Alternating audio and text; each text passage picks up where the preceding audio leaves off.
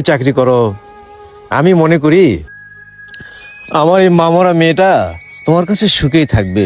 Uncle, এইটা তো আমার কাছে একটা খুশির খবর। আর আপনার মেয়ে আমার কাছে সুখেই থাকবে। আপনি শুধু আমাদের জন্য একটু দোয়া কইরেন। কিরে মা, তুই খুশি তো? হ্যাঁ বাবা, তোমার খুশিতেই আমার খুশি। তুমি আমাকে যার হাতে তুলে দিবা, আমি হাসি মুখে তার সাথেই থাকবো, আমি তার সাথেই সংসার করব। দেখ মা, আমি খুশি হলাম, আর কবে চলে যায় তার ঠিক নাই। তাই আমি বেঁচে থাকা অবস্থায় তোদের দুটো হাত এক জায়গায় করে দিতে চাই মা।